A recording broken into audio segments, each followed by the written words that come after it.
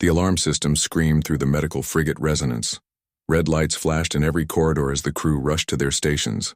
Someone was dying out there in the cold darkness of space, and they had only minutes to save them. Doctor, Vorath moved quickly through the ship's medical bay. His scales reflected the emergency lights as he prepared the equipment. He had saved hundreds of lives from dozens of different species. Today would be no different. Or so he thought. The distress signal came from a human ship. Vorath had never treated a human before. Few in the galaxy had. Humans were new to space, barely 50 years since first contact. They were still rare this far from their home world. Their medical data was incomplete in the Galactic database, but Vorath was confident. Pain was pain. Injuries were injuries. How different could they be? The rescue team brought the wreckage aboard. Metal screeched against metal as they pulled the damaged escape pod into the bay. Smoke poured out when they opened it. Inside, trapped under twisted metal and broken equipment, was the human. He was still alive. Barely. Vorath's team worked fast. They cut away the metal carefully. The human was conscious, which surprised Vorath. Most species would have passed out from shock by now. The human's eyes were open, watching everything they did. His breathing was rapid and shallow. "Can you hear me?"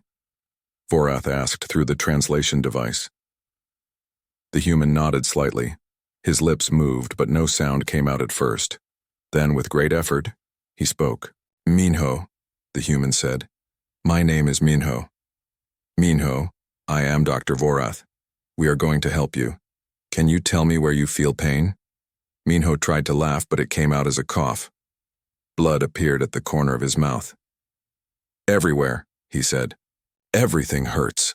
Vorath's team lifted Minho onto the medical table. The scanner began its work immediately, sending information to the displays around the room. Vorath studied the readouts carefully. The human body was strange. So much water. So many redundant systems. The skeleton was on the inside, which seemed inefficient for repairs. "Your left arm is broken in 2 places," Vorath said. "You have 3 broken ribs. Internal bleeding in your abdomen. Lacerations across your torso and legs." He paused.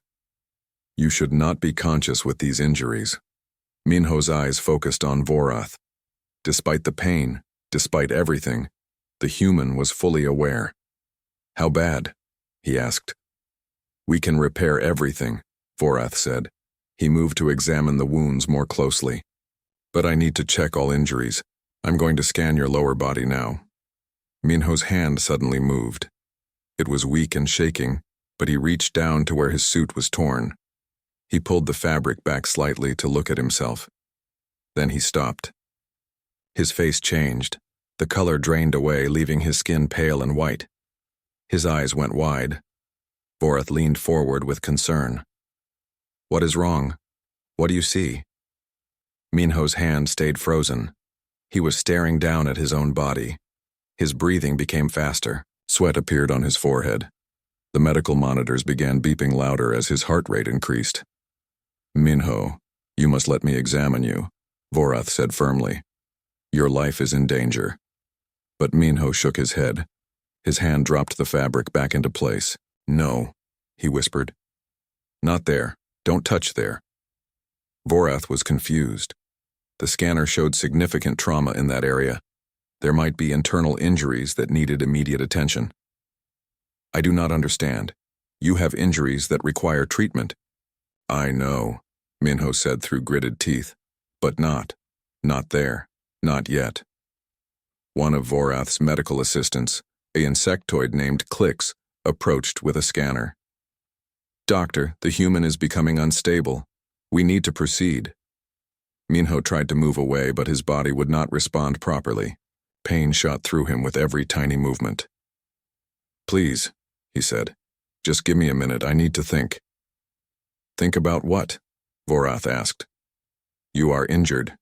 We have the technology to heal you. This is simple medicine." "It's not simple," Minho said. His voice was getting weaker. "You don't understand. Humans. We're different. There are things. Private things." Vorath tilted his head in confusion. Private things? What did privacy have to do with medicine? When someone was dying, all parts of the body needed examination. This was basic medical practice across every species in the galaxy. The medical bay doors opened suddenly. Another figure entered. This one was also human, female. She wore the uniform of a xenobiology specialist. "Stop!" she called out. "Don't touch him without his consent." Vorath turned to face her. "Who are you?" "I'm Jiwan," she said, moving quickly to Minho's side. "I'm the human xenobiologist stationed on this ship. I received an alert that you rescued a human survivor." She looked down at Minho with concern. "Are you okay?" Minho tried to smile, but it looked more like a grimace. "Been better." Jiwan turned to Vorath. "Has he given you permission to examine him fully?" "Permission?" Vorath repeated the word as if it was foreign. "He is dying. I do not need permission to save his life." "Yes, you do," Jiwan said firmly. "Humans have something called bodily autonomy. Even in medical emergencies, there are protocols. There are boundaries." Vorath's scales rippled with frustration. "This is illogical. He will die if we do not treat all injuries." "Then explain the treatment to him," Jiwan said. "Let him understand what you need to do and why. Give him some control over what happens to his own body." Minho's hand reached out weakly and grabbed Jiwan's arm. "It hurts," he said quietly. "Down there, too."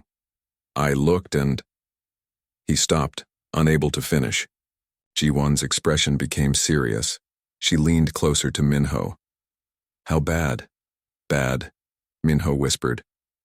"Really bad. But I can't let them." He looked at the alien medical team surrounding him. Fear showed clearly in his eyes. Jiwan stood straight and faced Vorath. "We need to talk about human psychology and medicine, right now, before you proceed with any treatment." Vorath looked at his monitors. The human was stable for now, but that could change any moment. Time was critical. But this other human seemed to know something important. Something that was not in the medical databases. "Explain quickly," Vorath said. "Every moment we delay increases the risk." Jiwan took a deep breath. "Humans aren't like other species. Our minds and bodies are connected in ways you need to understand. If you violate his trust, if you ignore his fear, it could kill him just as surely as his injuries." Vorath studied both humans carefully. The male was clearly in severe pain but refused treatment.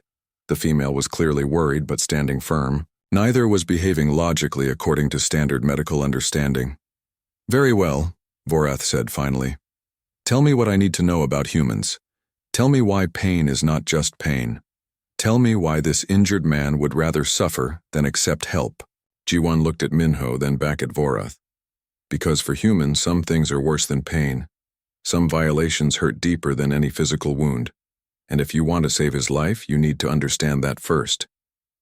The medical bay fell, quiet except for the beeping of monitors and Minho's labored breathing. Vorath realized he was about to learn something new, something that would change how he understood medicine itself. Jiwan stood between Minho and the alien medical team. Her arms were crossed and her expression was serious. Dr. Vorath watched her with his large reptilian eyes, trying to understand what was happening. "Humans have something we call psychological pain," Jiwan began. "It is not just physical. Our minds can hurt as much as our bodies, sometimes more." Vorath's head tilted slightly. "All species have neural responses to damage. This is not unique." "No, you don't understand," Jiwan said. She gestured to Minho lying on the table. "When you tried to examine him, what happened?" His heart rate increased. He started sweating. His body went into what we call a panic response. "Fear of pain," Click said from across the room. "Common in prey species." Jiwan shook her head. "Not fear of pain. Fear of vulnerability. Fear of exposure. Humans have strong feelings about certain parts of our bodies. We call it modesty. Privacy. These are not just words. They are deeply connected to our sense of self." Vorath approached his medical console. The human body diagram rotated on the screen. "Which areas are considered private?"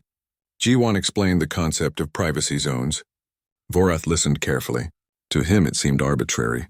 Why would any body part be more significant than another? They were all just biological components that needed maintenance and repair. This is cultural, Vorath said, not medical. For humans, culture and medicine cannot be separated, Jiwan replied. If you violate his privacy, his mind will register it as trauma. That trauma can make his physical injuries worse. It can slow healing. In extreme cases, it can cause psychological damage that lasts forever. Minho groaned softly on the table. His eyes were closed now, but his face showed pain. Jiwan moved to his side and took his hand. Minho, can you hear me? She asked gently. He nodded slightly. The doctors need to treat your injuries, all of them, but they will do it with your permission. They will explain everything first. Is that acceptable? Minho opened his eyes and looked at Vorath. Will it hurt more? I can provide pain management, Vorath said, but I need to understand something first. You said it hurts down there too. When you looked, what did you see that made you stop? Minho's jaw tightened. He was quiet for a moment. Then he spoke very quietly. Blood, a lot of blood. And something doesn't look right. The shape is wrong. Vorath checked his scanner readings. There was significant trauma in that region. Possible fractures. Definitely soft tissue damage. Without proper treatment soon, complications could develop. But the human's psychological state was clearly fragile. Jiwan, Vorath said. Can you explain to him what we need to do? Jiwan nodded. She spoke to Minho in simple, clear terms. She explained each step of the examination. She told him what equipment they would use. She promised that only necessary personnel would be present. Most importantly, she gave him control over the pace. You can say stop at any time, Jiwan said. If it becomes too much, we pause. Your consent matters. Even if I'm dying, Minho asked. Even then, Jiwan confirmed. Your body belongs to you, always. Vorath found this concept difficult to process. In his species, medical needs always came first. Personal feelings were secondary to survival. But he was beginning to see that human survival was more complicated than just keeping the body alive. I will proceed slowly, Vorath said, and I will explain everything before I do it. Minho took a deep breath. Pain flashed across his face with the movement. Okay, but Jiwan stays here, and I want to know everything you find. Agreed, Vorath said. The examination began again. This time Vorath moved carefully. He described each action before performing it. He showed Minho the scanning equipment before using it. He explained what the monitors were displaying. When they reached the injured area, Minho tensed. Jiwan squeezed his hand and reminded him to breathe. Vorath worked as quickly as possible while still being thorough. The scans revealed the full extent of the damage. It was worse than Vorath initially thought. There were internal injuries that needed immediate attention. But there was also something else. Something the scanners were having trouble identifying. Your immune system is highly active, Vorath said, studying the readings. More than it should be. Is that bad? Minho asked. I'm not certain, Vorath admitted. Human immune responses are not well documented in our databases. Jiwan looked at the medical displays. Her eyes widened slightly. His white blood cell count is extremely elevated. His body is fighting something. Vorath ran additional scans. The results were unusual. Minho's body was responding to foreign elements. Elements from the damaged ship. Small particles of alien materials had entered his bloodstream through his wounds. For most species, this would mean death. The alien compounds would be toxic, but Minho's body was adapting. This should not be possible, Vorath said quietly. What shouldn't be possible? Minho asked. His voice was getting weaker. Vorath looked at Jiwan. His immune system is learning. It is adapting to neutralize compounds it has never encountered before. In real time, Jiwan moved closer to the displays. Earth has a very hostile environment compared to most worlds. Millions of different pathogens. Humans evolved to fight constant biological threats. Our immune systems are incredibly aggressive. Too aggressive, Click said. I have read reports. Human immune systems sometimes attack their own bodies. Yes, Jiwan confirmed. But they also make us incredibly hard to kill with biological weapons. And apparently with alien toxins, too. Vorath continued his examination. The more he learned about human biology, the more confused he became. Humans seemed to be built for suffering. Their pain receptors were extremely sensitive. They had psychological responses that complicated treatment. Their bodies required specific conditions to function properly. Yet they survived things that should kill them. Why did your species ever leave your planet? Vorath asked. Space is dangerous. Your bodies are not designed for it. Minho managed a small smile despite his pain. That's exactly why we left. If we can survive Earth, we can survive anywhere. Vorath ran one more scan. The results showed something else unusual. Minho's pain levels were extremely high according to the readings, high enough that most species would be unconscious. But Minho was awake and aware. How are you still conscious? Vorath asked. The pain signals your body is sending should have caused neural shutdown. Hurts like hell, Minho said. But I'm used to pain. Humans are good at pain. That is not logical, Vorath said. No species is good at suffering. Jiwan shook her head. You're wrong. Humans are very good at suffering. We had to be. Our world taught us to endure, to push through pain, to keep going when everything hurts. It's in our nature. Vorath looked at Minho again. The human was severely injured, in obvious agony, facing potential complications from alien toxins in his blood. Yet he was alert and making decisions about his own treatment. I need to begin surgery soon, Vorath said. The internal injuries are serious, but I am concerned about using our standard anesthesia methods. Human neurology is different. I do not know how you will respond. What are my options? Minho asked, full sedation. You will be completely unconscious, or local anesthesia in specific areas while you remain awake. Minho was quiet for a moment. Then he said something that shocked everyone in the room. I want to stay awake. That is not recommended, Vorath said immediately. The pain will be extreme. I know, Minho said. But I need to know what's happening. I need to stay aware. If I'm unconscious, I'm completely helpless. I can't handle that right now. Jiwan understood immediately. Control, she said. He needs to maintain some sense of control over what happens to him. Vorath looked between the two humans. This was beyond his medical training. This was about understanding an entirely different way of thinking, a different way of surviving. This will be difficult, Vorath said. For all of us. I know, Minho said. But I'd rather feel everything and know I'm alive than feel nothing and wonder if I'll wake up. Vorath made his decision. He would try. He would adapt his methods to work with human psychology instead of against it. It would be a challenge, but perhaps that was the point. Humans seem to thrive on challenges. Very well, Vorath said. We will do this your way, but Jiwan must stay. She will help me understand your responses. Thank you, Minho said quietly. As Vorath prepared for surgery, he realized something important. He was not just treating a body. He was treating a mind and a body together. For humans, they were inseparable. You could not heal one without considering the other. It was a strange way to practice medicine. But if it saved this human's life, then perhaps strange was not the same as wrong. The surgery began under strange circumstances. Minho lay on the table with his eyes open, watching everything.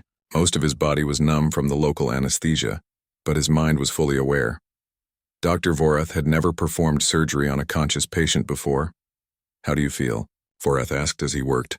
Weird, Minho said. His voice was steady despite everything. I can feel pressure but not pain. It's like my body belongs to someone else. Jiwan stood nearby, monitoring both the medical equipment and Minho's psychological state. That's normal for this type of anesthesia. Keep talking to us. It helps. Vorath carefully repaired the internal damage. Human tissue was strange to work with. It was soft and fragile compared to most species he treated, but it also had remarkable regenerative properties. The cells seemed eager to heal themselves once given the chance. Your body is responding well, Vorath said. The bleeding has stopped. I am repairing the damaged organs now. Which organs? Minho asked. Vorath explained in simple terms. He described what was damaged and what he was fixing. Minho listened carefully.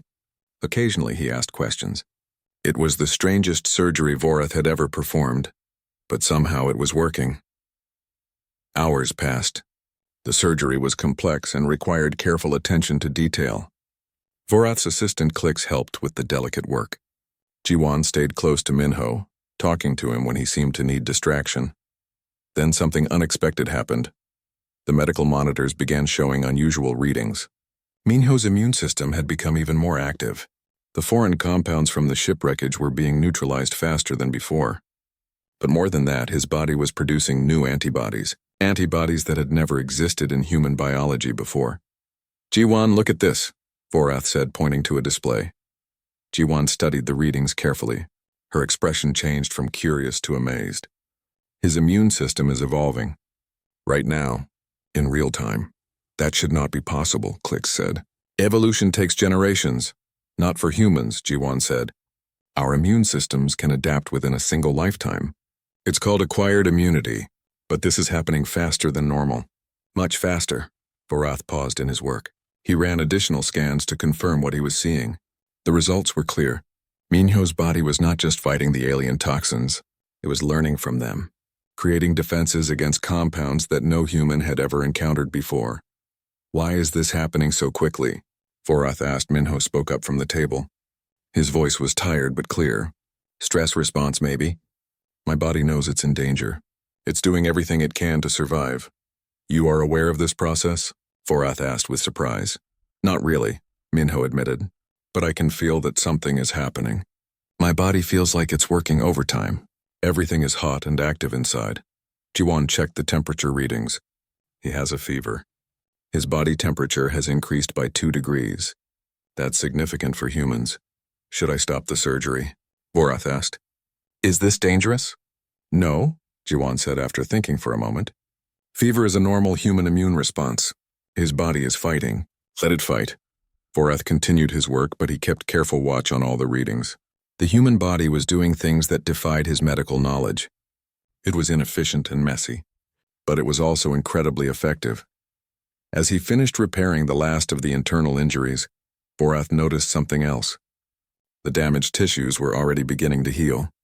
New cells were forming faster than expected. The regeneration rate was remarkable.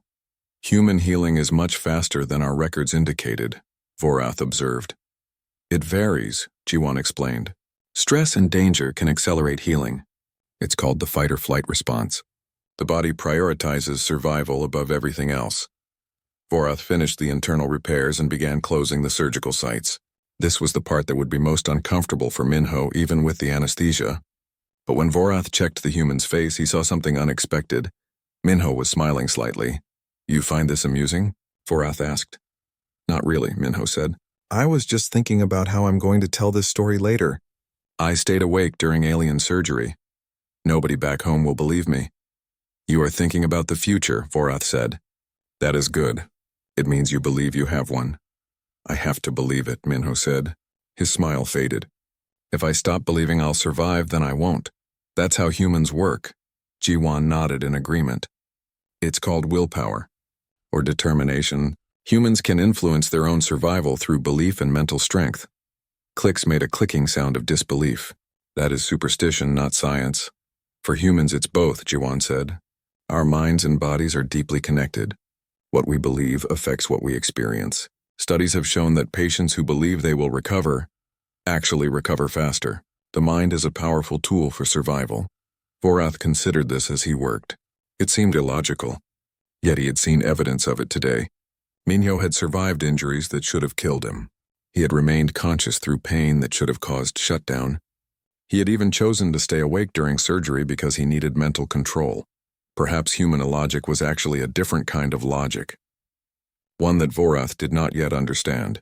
The surgery ended after 6 hours. Vorath stepped back from the table and examined his work. All the injuries had been repaired. All the damaged tissues had been reconstructed. By all medical standards, the surgery was a success. But the real test would be recovery. How do you feel? Vorath asked Minho. Tired, Minho said honestly. Really tired. And sore everywhere. But alive. I feel alive. You are stable, Vorath confirmed. Your vital signs are strong. Your immune system is still highly active, but that appears to be normal for your species under stress. When can I sleep? Minho asked. Real sleep, I mean. Soon, Vorath said. But we need to monitor you for the next few hours. To ensure there are no complications, Minho nodded weakly. Okay, but I need to ask something. The injury down there. The one I was afraid to let you see. How bad was it really? Vorath chose his words carefully. It was significant. But I was able to repair everything. There will be no permanent damage. You will heal completely. Relief flooded Minho's face. Thank you. I know I made this harder than it needed to be. The privacy thing. The control thing. I'm sorry, do not apologize, Vorath said. I learned important things today. About humans. About medicine. You taught me that treating the mind is as important as treating the body. Jiwan smiled. That's the first lesson of human medicine. We're complicated creatures. Over the next few hours, they monitored Minho closely. His body continued to fight the alien toxins. His immune system continued to adapt and evolve. His temperature remained elevated but stable. Everything was proceeding well. But Vorath noticed something else. Something subtle but important. Minho's pain responses were changing. The readings showed that his nerve signals were still firing. He should still be in significant discomfort. Yet he seemed calm, almost peaceful. Are you in pain? Vorath asked. Yes, Minho said simply. But it's manageable now. I can handle it. How? Vorath asked. The readings show significant pain signals. Minho thought about how to explain. I acknowledge the pain. I know it's there. But I don't let it control me. I sort of put it in a box in my mind. I can feel it, but it's separate from me. Does that make sense? No, Vorath admitted. But I am beginning to understand that human sense is different from logical sense. Jiwan laughed softly. That's probably the wisest thing you've said all day. As Minho finally drifted into natural sleep, Vorath studied the complete medical data from the day. The human body was a paradox. It was fragile and easily damaged. It required specific conditions to survive. It experienced pain more intensely than most species. Yet it was also incredibly resilient. It adapted to threats in real time. It healed remarkably fast. It could survive through sheer mental determination. Humans should not be able to travel in space. Their bodies were not designed for it. They were too soft, too vulnerable, too dependent on their specific environmental conditions. But they did it anyway. They pushed themselves beyond their physical limitations through mental strength. They survived things that should kill them by refusing to accept death. Vorath looked at the sleeping human and felt something he rarely felt. Respect. Not just for Minho as an individual, but for humanity as a species. They were survivors in the truest sense. Not because they were strong, but because they refused to be weak. He will live, Vorath said quietly to Jiwan. I know, Jiwan said. Humans are hard to kill. We're too stubborn to die easily. Vorath understood now. That stubbornness, that refusal to accept defeat, that ability to suffer and endure and keep going anyway, that was not weakness. That was the greatest strength of all. That was what made humans human. 3 days after the surgery, the diplomatic vessel arrived. It appeared on the resonance's scanners like a silver needle cutting through space. Inside was someone who would change everything that had happened in the medical bay. Ambassador Hyejin did not wait for formal docking procedures. She demanded immediate transport to the medical frigate. Captain Torvak, the ship's commander, granted her request. Something in her tone suggested that refusing would be unwise. Hyejin materialized in the transport bay with her security escort. She was a tall human woman with sharp eyes and an expression that made even the battle-hardened crew members step back. She wore the formal uniform of the Human Diplomatic Corps, but she moved like someone who had once been military. Where is he? She demanded immediately. A nervous crew member directed her to the medical bay. Hyejin walked through the corridors with purpose, her boots clicking sharply against the metal floor. People moved out of her way instinctively. She entered the medical bay without announcing herself. Minho was awake, sitting up slightly in the recovery bed. He looked better than he had 3 days ago. Color had returned to his face. His eyes were clear and alert. Ambassador? Minho said with surprise. He tried to sit up straighter but winced at the movement. Stay still, Hyejin ordered. She approached the bed and looked him over carefully. I received the report of your rescue. I came as soon as I could. Her eyes scanned his visible injuries. How bad is it, really? Could have been worse, Minho said. The doctors here saved my life, did they? Hyejin's voice had an edge to it. She turned to face Dr. Vorath, who had been monitoring equipment on the other side of the room. You are the chief medical officer? I am Dr. Vorath, he said. I performed the surgery. Without proper consent protocols, Hyejin said flatly. It was not a question. Vorath's scales shifted slightly, a sign of discomfort in his species. The patient was dying. Immediate action was required. Immediate action, Hyejin repeated. She walked closer to Vorath. Despite being smaller than the reptilian doctor, her presence was imposing. Tell me exactly what happened when you found him. Vorath explained the rescue. The examination. Minho's refusal to allow certain areas to be checked, the initial attempt to proceed anyway. Hyejin's expression grew colder with each sentence.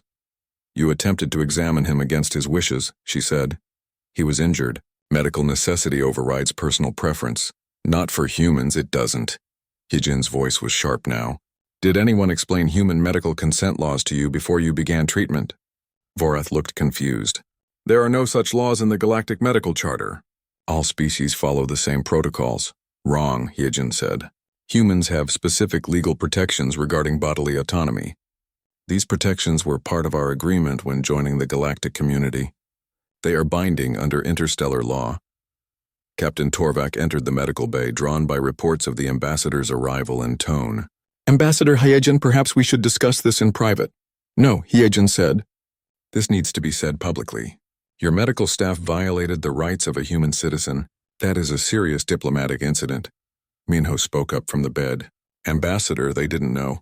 They were trying to save my life. That's not the point, Hyejin said, though her voice softened slightly when addressing Minho. The point is that ignorance is not an excuse. Human rights exist precisely because our psychology is different. Because forcing treatment on us, even life-saving treatment, can cause permanent psychological damage. Ji-won, who had been watching quietly, stepped forward. I arrived before any serious violation occurred. I explained the issues. Dr. Vorath adjusted his approach accordingly. After already attempting unauthorized examination, Hyejin pointed out. She looked at Vorath again. Do you understand what you almost did? You almost traumatized this man in the name of helping him. For humans, that kind of violation can be as damaging as the original injury. Vorath was silent.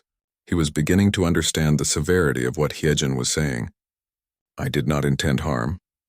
Intent doesn't matter, Hyejin said. Results matter. Minho could have suffered psychological trauma that would affect him for the rest of his life. He could have developed an inability to trust doctors. He could have experienced what we call post-traumatic stress. What is that? Captain Torvak asked. Hyejin turned to address everyone in the room. Post-traumatic stress is a psychological condition that humans develop after experiencing severe trauma.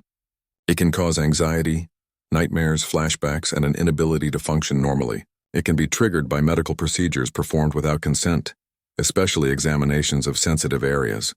She pointed to Minho. You're lucky he's mentally strong. You're lucky Ji-won arrived when she did. You're lucky this didn't become something much worse. Minho shifted uncomfortably in the bed. Ambassador, I understand you're trying to protect me, but Dr. Vorath did save my life. He listened when Ji-won explained things. He gave me control over the process. He did the surgery the way I needed it done. After being corrected, Hyejin said. But what about the next human who ends up in a medical emergency? What about a human who doesn't have a xenobiologist nearby to intervene? What about someone who is unconscious and cannot refuse? The room fell silent. Hyejin had made her point. This is why protocols exist, she continued. This is why consent laws are important. Because medical treatment is not just about fixing physical damage. For humans, it's about respecting dignity, autonomy, and psychological well-being. Captain Torvak spoke carefully. Ambassador, we acknowledge the error. What do you require from us? First, a formal apology to Minho, Hyejin said. Second, mandatory training for all medical personnel on human consent protocols. Third, updated medical procedures that incorporate human psychological needs. And fourth, a report to the Galactic Medical Council about this incident. A report? Vorath said with alarm. That will put a mark on my medical record. It should, Hyejin said bluntly. You need to understand the seriousness of what almost happened here. Minho struggled to sit up more fully despite the pain. Ambassador Hyejin, please. Dr. Vorath made a mistake, but he corrected it. He learned. Isn't that what matters? Hyejin looked at Minho for a long moment. Her expression softened slightly. You're too forgiving. Maybe, Minho said. Or maybe I understand that we're all still learning how to exist together in this galaxy. Humans are new here. Our ways seem strange to other species. They need time to understand us just like we need time to understand them. Understanding comes with consequences, Hyejin said. Without consequences, mistakes get repeated. Then let the consequence be education, Ji-won suggested, not punishment. Make this a teaching moment for the entire galactic medical community. Hyejin considered this. She was silent for a moment, thinking. Finally, she nodded slowly. All right, but I'm still filing a report. It will be framed as an educational case study rather than a disciplinary action. But Dr. Vorath, you will need to present your experience at the next Galactic Medical Conference. You will explain what you learned about human psychology and consent. Vorath's scales shifted again, this time in what might have been relief. I accept these terms. Good, Hyejin said. She turned back to Minho. Now tell me honestly, how are you really feeling, both physically and mentally? Minho thought about the question carefully. Physically, I'm healing. It hurts, but it's getting better every day. Mentally, he paused. I was scared. Really scared. When I realized how badly I was hurt. When I didn't know if I could trust the alien doctors. But Jiwon helped. And Dr. Vorath listened. So mentally, I'm okay. I don't feel traumatized. You're sure? Hyejin asked. I'm sure, Minho said firmly. Hyejin studied his face, looking for any sign of falsehood. She found none. Finally, she nodded. All right, but you'll undergo a psychological evaluation when you return to a human facility, just to be certain. I understand, Minho said. Hyejin turned to address the room one final time. Let me be very clear about something. Humans would rather die than lose their autonomy. We would rather suffer than be violated. These are not just preferences. They are fundamental to who we are as a species. If you want to treat humans medically, you must understand this. You must respect it. No exceptions, Captain Torvak nodded. Your point is understood, Ambassador. We will implement the changes you require. See that you do, Hyejin said. She looked at Dr. Vorath one more time. You saved a life today. That matters, but how you save a life also matters. Remember that. I will, Vorath said quietly. As Hyejin prepared to leave, Minho called out to her. Ambassador? She turned back. Yes? Thank you for caring, Minho said. For fighting for human rights even when it's uncomfortable. We need people like you out here. Hyejin's expression softened into something almost resembling a smile. Someone has to protect humanity's interest in this galaxy. Might as well be me. She paused at the door. Heal well, Minho. And remember, you did nothing wrong by setting boundaries. Never apologize for that. After she left, the medical bay was quiet. Everyone was processing what had happened. Finally, Dr. Vorath spoke. She is intense. She's a diplomat, Jiwon said with a slight smile. It's her job to be intense when human rights are at stake. Vorath looked at Minho. Did I truly almost cause you psychological harm? Minho thought about it honestly. Maybe. If you had forced the examination without explanation, if you had ignored 1 week after the initial surgery, complications arose. Minho's body was healing well, but some of the deeper internal injuries required a second procedure. Dr. Vorath explained this carefully during the morning examination.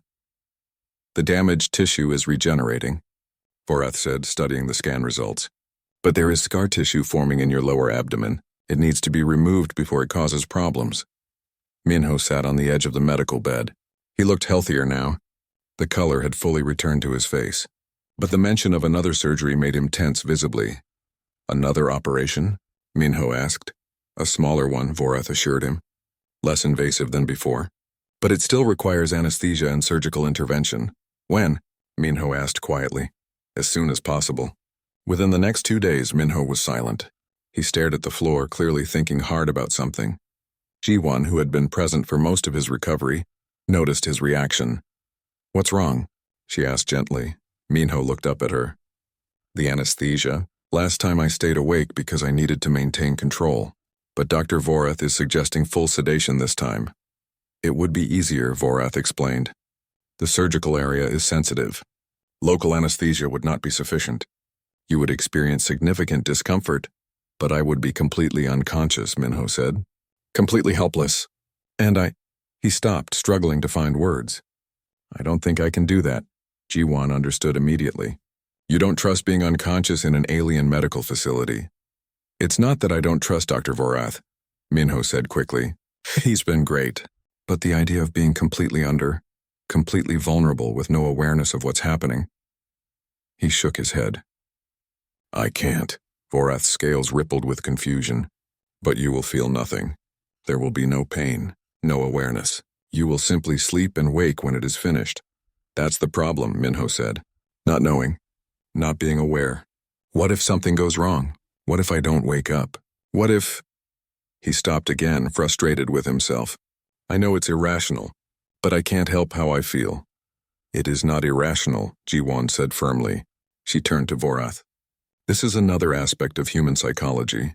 We have a deep-seated fear of helplessness. Being unconscious under alien care triggers survival instincts. His mind is telling him that being unaware equals being in danger. But he is not in danger, Vorath said. The procedure is routine. His logical mind knows that, Ji-won explained. But his emotional mind doesn't. For humans, emotion and logic often conflict. And in situations involving survival, emotion usually wins. Minho rubbed his face with his hands. I feel stupid. I survived the crash. I survived the first surgery. But the thought of being knocked out completely, it terrifies me. Fear is not stupidity, Ji-won said. Fear is your body trying to protect you, even if the protection is misguided in this situation. Vorath was faced with a dilemma. The surgery needed to happen, but forcing the patient into sedation would violate everything he had learned about human consent. Yet allowing the patient to remain conscious would cause unnecessary suffering. There must be a solution, Vorath said, more to himself than to the others. At that moment, the medical bay doors opened. A new figure entered, another human, wearing a different style of uniform. This one was older, with gray in his hair and lines around his eyes that spoke of long experience. I heard you had a human patient with an interesting case, the newcomer said. I'm Dr. Sunho, human physician. I was on a transport nearby and thought I'd stop by to offer assistance. Ji-won stood up immediately. You're the doctor from the medical exchange program? That's me, Sunho said with a warm smile. Been working with the Galactic Medical Council for 5 years now, teaching them about human medicine, learning about alien medicine. It's been educational. He approached Minho and extended his hand. You must be the survivor everyone's talking about. Minho shook his hand, clearly relieved to see another human doctor. Minho? And yeah, I'm the one who can't seem to stay out of trouble. Sunho laughed. I read your file. Quite the ordeal. But Dr. Vorath did excellent work. You're healing remarkably well. There's a complication, Vorath said, explaining the situation. He requires another surgery but refuses full sedation. Sunho nodded thoughtfully. The control issue. I've seen it before in trauma patients. The mind needs to feel safe, and unconsciousness feels like loss of safety. He turned to Minho. How do you feel about partial sedation? Where you're relaxed and drowsy but still somewhat aware? I don't know, Minho admitted. I've never experienced anything like that. It's called twilight sedation, Sunho explained. You're conscious but deeply relaxed. You can respond to questions, but you won't feel pain or remember much afterward. Most importantly, part of your mind remains aware. You're not completely gone. Minho considered this. Would I know what's happening? Vaguely, Sunho said. You'd hear voices. You'd know people are around you. But the details would be fuzzy. Think of it like being half asleep. You're technically awake but not fully present. That sounds better than being completely out, Minho said slowly. Vorath was intrigued. This is a standard human medical technique? One of many, Sunho confirmed. Humans have developed numerous ways to manage anxiety during medical procedures. We've had to. Our psychology makes traditional methods difficult. What else can be done? Vorath asked. Sunho settled into explaining. Well, there's guided meditation, controlled breathing techniques, hypnosis in some cases. We also use music, aromatherapy, and even simple hand-holding to reduce patient stress. Vorath's head tilted. These are medical treatments? They're psychological support techniques, Sunho said. They don't treat the physical injury, but they help the mind cope with the treatment process. For humans, that's equally important, Ji-won added. We call it holistic medicine, treating the whole person, not just the damaged part. Over the next hour, Sunho and Vorath worked together to develop a treatment plan. They would use twilight sedation combined with local anesthesia for pain management. Ji-won would be present throughout to provide familiar comfort. They would explain each step before doing it. And most importantly, they would establish a signal system so Minho could communicate if he needed them to stop. The signal is simple, Sunho explained to Minho. If at any point you feel too uncomfortable, you raise your left hand. We pause immediately. No questions asked. You're in control. Minho took a deep breath. Okay, I can do this. I think you can, Jiwan assured him, and we'll be right there with you the whole time. The surgery was scheduled for the next day. When the time came, Minho was visibly nervous. His hands shook slightly as he lay on the surgical table. Sunho stood on one side, Vorath on the other. Jiwan held his hand. Remember to breathe, Sunho said calmly. Deep breaths. In through your nose, out through your mouth. That's it. You're doing great. The twilight sedation was administered slowly. Minho felt a wave of relaxation wash over him. His muscles loosened. His breathing slowed. But he remained aware. He could hear voices. He could feel Jiwan's hand in his. He was present, just distant. Can you hear me, Minho? Vorath asked. Yeah, Minho said. His voice was soft and slightly slurred. I hear you. Good, we're beginning now. You may feel some pressure, but no pain. If you need us to stop, raise your left hand. The surgery began. Minho floated in a strange state between sleep and wakefulness. He was aware that things were happening to his body, but it felt far away. Like it was happening to someone else. The fear that had gripped him before was gone, replaced by a dreamy calm. Occasionally, someone would ask him a question. He would answer, though later he wouldn't remember what he said. Time lost meaning. Minutes felt like seconds or maybe hours. He couldn't tell, but he never felt helpless. He knew Jiwan was there. He knew Sunho was there. He knew he could raise his hand if needed. That knowledge was enough. The surgery took longer than expected. The scar tissue was more extensive than the scans had shown. But Vorath worked carefully, removing all of it. Sunho assisted, providing insights about human tissue that Vorath's training had not covered. Human scar tissue is fibrous, Sunho explained as they worked. It's tougher than the surrounding tissue. You have to cut precisely to avoid damaging the healthy areas. Your species has many layers of complexity, Vorath observed. That's one way to put it, Sunho said with amusement. We're complicated creatures. Our bodies reflect our minds. Both require patience and understanding. As the surgery neared completion, something unexpected happened. Minho began to speak. His words were quiet and jumbled, but he was talking. My father, Minho murmured. He used to say, pain is just information. It tells you something is wrong. But it doesn't define you. You define you. Jiwan squeezed his hand gently. That's right. Pain is just a signal. The crash hurt, Minho continued, his thoughts flowing freely in the sedated state. But I didn't die. I refused to die. Because dying meant giving up. And humans don't give up. We're too stubborn, Sunho smiled as he worked. That's the human spirit right there. We're fragile, Minho said. So fragile, but we're also strong. Strong in different ways. Strong in our minds. Strong in our hearts. Strong in our refusal to accept defeat. Vorath listened as he completed the final sutures. He was learning more about. 3 months after Minho's rescue, the story had spread throughout the galactic medical community. Not just the story of his survival, but the methods used to treat him. The psychological techniques, the consent protocols, the integration of mind and body in healing. Dr. Nara stood in the grand auditorium of the Galactic Medical Council headquarters. She was a human neuroscientist, invited to present findings about human pain management and psychological resilience. The auditorium was filled with medical professionals from across the galaxy. Hundreds of different species all gathered to learn about humanity's strange approach to medicine. Nara looked out at the audience. She felt the weight of what she was about to share. This presentation could change how the galaxy viewed human medicine. It could save lives, or it could be dismissed as primitive superstition by species with more advanced technology. She took a deep breath and began. Pain is information, Nara said, her voice amplified throughout the massive hall. Every species in this room understands that. Pain tells us something is wrong. It triggers responses. It demands attention. But for humans, pain is more than just a signal. It is an experience, a complex interaction between body, mind, and environment. A holographic display appeared behind her, showing human neural pathways. The human nervous system is incredibly sensitive. We have more pain receptors per square centimeter than most spacefaring species.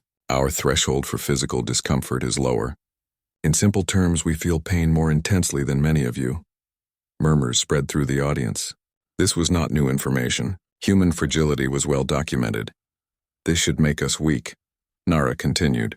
By all logical standards, we should be unable to function in high-stress environments. We should be unable to explore space. We should be unable to survive the challenges that brought other species to the stars. She paused for effect. Yet here we are, not despite our sensitivity to pain, but because of it. The display changed, showing brain scans. Humans developed something unique in our evolutionary history. We developed the ability to compartmentalize pain, to separate the physical sensation from our emotional response to it. We can acknowledge that something hurts while simultaneously deciding that the hurt does not control us. A reptilian doctor in the front row raised a claw. That is mental override of physical systems. Many species can suppress pain responses temporarily. Not suppress, Nara corrected. Coexist with. There's a difference. Suppression means ignoring the signal. What humans do is acknowledge the signal while choosing how to respond to it. We feel the pain fully, but we process it differently. She clicked to the next display. It showed Minho's medical data from his time on the Resonance. This is a case study from 3 months ago. A human survivor of a ship crash. He experienced severe injuries. Multiple fractures, internal damage, significant trauma. The audience leaned forward, studying the data. He survived injuries that should have killed him, Nara explained. Not because of superior physical resilience. His body was failing, but his mind refused to allow death. He maintained consciousness through pain levels that would cause neural shutdown in most species. He made decisions about his own care while experiencing trauma, and most remarkably, he remained partially conscious during surgery by choice. Gasps and clicking sounds of disbelief filled the auditorium. How is this possible? Someone called out.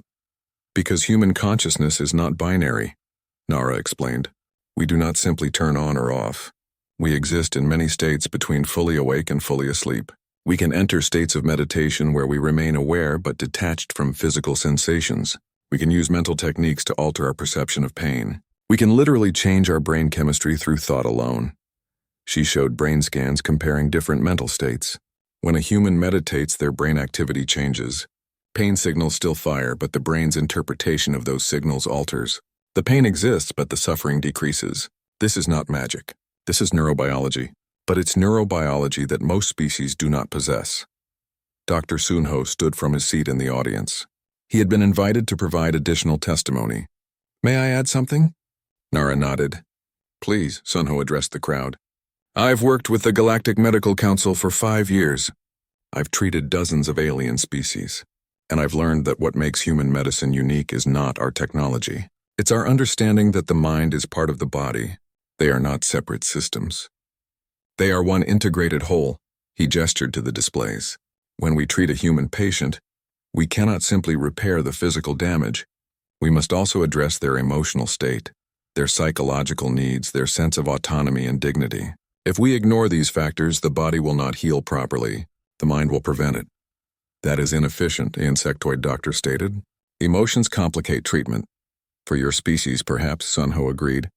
But for humans, emotions are part of the healing process. A human patient who feels violated or helpless will heal slower than one who feels safe and in control. Their immune system will be less effective. Their pain will be more intense. Their recovery will be delayed. This has been proven in countless studies. Nara brought up another display showing comparative healing rates. These are statistics from human medical facilities. Patients who received psychological support alongside physical treatment recovered 30% faster than those who received only physical treatment. The difference is significant and measurable. The audience was silent now, processing this information. This has implications beyond human medicine, Nara continued. Your galaxy has species suffering from chronic pain conditions. Conditions you consider incurable because you have exhausted all physical treatments. But have you considered psychological interventions? She showed case studies. Alien patients who had been taught human pain management techniques. Their results were remarkable. Not all species could replicate human mental techniques, but some could, and for those who could, the relief was profound. The saurian species, for example, Nara said, gesturing to Dr. Vorath, who sat in the audience. They have similar neural structures to humans in certain regions. They can learn meditation techniques. They can learn to partition pain. Dr. Vorath, would you share your experience? Vorath stood, his scales reflecting the lights. I treated the human patient Dr. Nara mentioned. Minho. I learned many things during his care. But the most important lesson was that suffering is not the same as pain. Pain is physical. Suffering is mental. By addressing the mental component, we can reduce suffering even when pain remains. He continued, "Since learning these techniques, I have applied them to other patients, not just humans but various species. I have taught them simple breathing exercises, basic meditation. The results have been surprising. Patients report feeling better even when their physical condition is unchanged. They cope better, they heal better, they suffer less." Another doctor stood. This one was amphibious, their voice translated through a device. "Are you suggesting we abandon advanced medical technology in favor of mental exercises?" "No," Nara said firmly. "We're suggesting you integrate both. Use your technology to treat the body. Use psychological techniques to support the mind. Together they are more effective than either alone." She showed the final display. A proposal for a new field of study, comparative psychological medicine. "We want to establish a research program, one that studies how different species experience pain and suffering, how their minds interact with their bodies, what techniques from human medicine might be adapted for other species, what techniques from alien medicine might benefit humans. The goal is not to make everyone treat patients like humans," Sunho added. "The goal is to recognize that all species have psychological needs, even if those needs vary. Good medicine requires treating the whole being, not just the damaged parts." The auditorium erupted in discussion. Voices overlapped in dozens of languages. Some doctors were skeptical. Others were intrigued. But all were engaged. The council head, an ancient being known simply as the Arbiter, raised one appendage for silence. The room quieted immediately. "This is controversial," the Arbiter said, their voice deep and resonant. "You are proposing significant changes to galactic medical practice." "We are," Nara confirmed, "because we believe those changes will save lives and reduce suffering." The Arbiter was quiet for a long moment. Then they spoke. "The human patient, Minho, where is he now?" "Fully recovered," Nara said. "He returned to active duty 2 months ago. No permanent physical damage, no psychological trauma. And if he had been treated with standard galactic protocols, without psychological consideration?" Nara and Sunho exchanged glances. Sunho answered honestly. "He would likely be alive, but he might carry psychological scars that would affect him for the rest of his life. He might have developed medical trauma. He might never trust doctors again. He might suffer from anxiety and flashbacks. In saving his body, we might have damaged his mind permanently." The Arbiter nodded slowly. "I see. You are saying that for humans there are fates worse than death." "Yes," Nara said quietly. "And we believe that's true for many species, not just humans. You simply haven't recognized it yet because you focused solely on physical survival." The Arbiter's 6 months had passed since the presentation at the Galactic Medical Council. The comparative psychological medicine program was now officially established. Research facilities had been set up. Training programs were being developed. And slowly, carefully, the galaxy was beginning to change how it approached medical care. Minho stood in the training center on the medical frigate Resonance, now permanently stationed as a teaching facility. He wore the uniform of a medical instructor, though he was not a doctor. His role was different.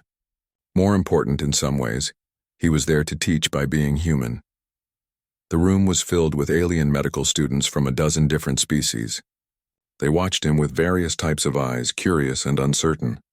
Minho smiled at them, trying to put them at ease. "My name is Minho," he began. "6 months ago I nearly died on this ship. Today I'm here to tell you what it's like to be a human patient, what we need, what we fear, and why those things matter." He gestured to his body. "Humans are fragile. You all know this. We break easily. We get sick easily. We have specific environmental requirements. By most galactic standards, we're not built for space travel." One student, a crystalline being that communicated through light patterns, flickered a question. The translator spoke for them. "Then why do you travel in space?" "Because we're curious," Minho said simply. "Because staying on one planet felt too small. Because humans have always pushed beyond our limits. We're explorers, we're stubborn, and we're willing to risk our fragile bodies to see what's out there." He moved to the center of the room. "When I crashed, I was hurt badly. My body was failing. But my mind was still active, still aware. And that's important to understand. For humans, the mind never stops. Even when we're dying, we're thinking. We're feeling. We're afraid." Another student raised an appendage. Were you afraid of death? Yes, Minho admitted, but I was more afraid of losing control, of being helpless, of being violated in ways I couldn't prevent. For humans, dignity matters as much as survival, sometimes more. The students shifted, processing this. It clearly didn't make sense to all of them. Minho continued. When Dr. Vorath tried to examine me, I resisted. Not because I didn't want help, but because the area he needed to examine was private, personal. For humans, some body parts are connected to our identity in deep ways. Exposing them, especially to strangers, feels like a violation. But he was trying to save your life, a student pointed out. I know, Minho said, and logically I understood that. But emotion isn't logical. Fear isn't logical, and in that moment my fear of violation was stronger than my fear of death. He let that sink in before continuing. That's what you need to understand about treating human patients. We're not purely rational.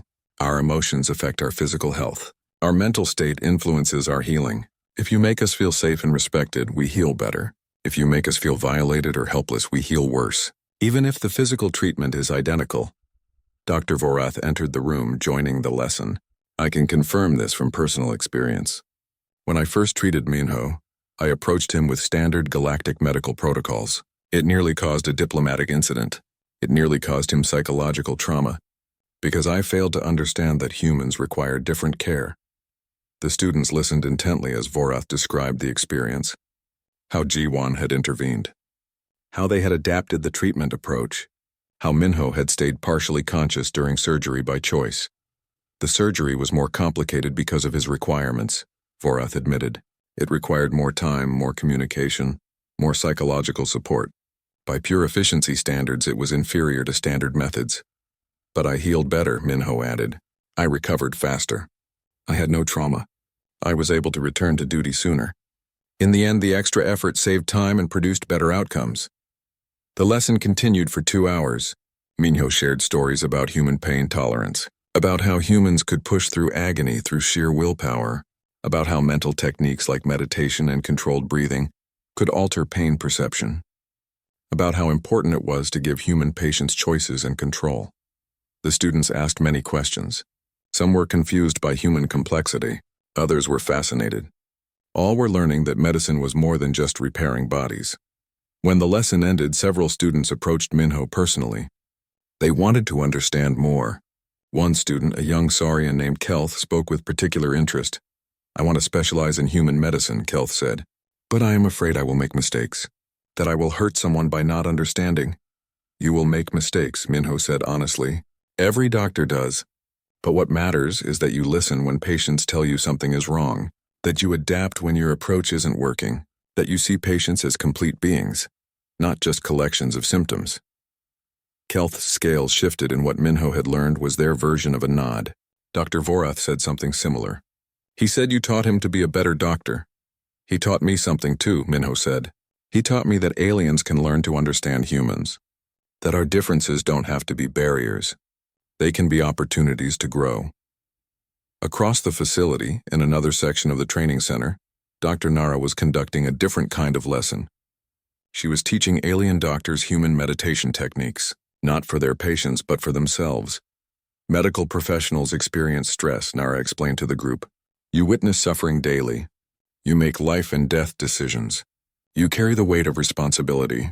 This affects your mental health regardless of species. She demonstrated a simple breathing exercise. Humans develop these techniques not just for patients but for ourselves, to manage our own anxiety and stress, to maintain mental clarity under pressure. And we found that many of these techniques work for other species too. The doctors practiced together, following her guidance. Breathe in slowly. Hold. Breathe out slowly. Focus on the present moment. Let go of worry about past and future. Some species found it easier than others, but all reported feeling calmer afterward. More centered. Better able to think clearly. This is what psychological medicine offers, Nara said. Tools not just for patients, but for everyone. Ways to manage the mental challenges that come with existence. Ways to reduce suffering while we work on reducing pain. Meanwhile, Ambassador Hyejin was in a conference room with representatives from the Galactic Medical Council. They were finalizing new protocols for treating human patients across the galaxy. All human patients must be informed before treatment, Hyejin stated firmly. They must understand what is being done and why. They must have the right to refuse treatment, even life-saving treatment. What if they are unconscious? A council member asked. Then you follow emergency protocols, but you document everything carefully, Eugene explained. And as soon as they regain consciousness, you inform them of what was done. You give them the opportunity to refuse further treatment if they choose. This seems to give patients dangerous power, another council member said. It gives them appropriate power over their own bodies, Hedgen corrected. That's not dangerous. That's fundamental rights. And it's not just about humans anymore. Other species are requesting similar protections now that they understand the concept. It was true. The human model of patient autonomy was spreading. Species across the galaxy were recognizing that their citizens deserved choice in medical matters. That consent was important. That dignity mattered. Hyejin had been fighting this battle for months, but it was working. Slowly, the galaxy was changing. Back in the medical bay of the resonance, Dr. Vorath examined a new patient. This one was not human. She was a young Saurian merchant who had been injured in an accident. Her leg was broken and she was in significant pain. Vorath approached her carefully. I am Dr. Vorath. I'm going to examine your injury. Is that acceptable? The patient looked surprised by the question. You're asking permission? Yes, Vorath said. Your body is your own. I need your consent to treat you. The patient considered this. What will you do? Vorath explained the examination process, the scans he would run, the pain medication he could provide, the surgery that might be necessary. He was thorough and patient. Will it hurt? The patient asked. The examination will cause some discomfort, Vorath admitted, but I can provide pain management, and if at any point you need me to stop, you can tell me. The patient relaxed slightly. No one has ever explained things like this before. Usually doctors just do what needs to be done. I used to practice that way too, Vorath said. Then I learned a better approach from a human patient. I learned that respect and communication improve outcomes. As Vorath treated the Saurian patient, he used techniques he had learned from treating Minho. He explained each step. He checked in regularly about pain levels. He gave the patient control over the pace of treatment, and the result was remarkable. The patient was calmer. She cooperated better. Her pain seemed less intense because she felt safe and informed. The treatment went smoothly. When it was finished, the patient thanked Vorath with genuine gratitude. You made that so much easier than I expected. Thank you for caring about how I felt. Vorath understood now. That was the heart of good medicine. Not just technical skill, though that mattered, but caring about the whole patient, their fears,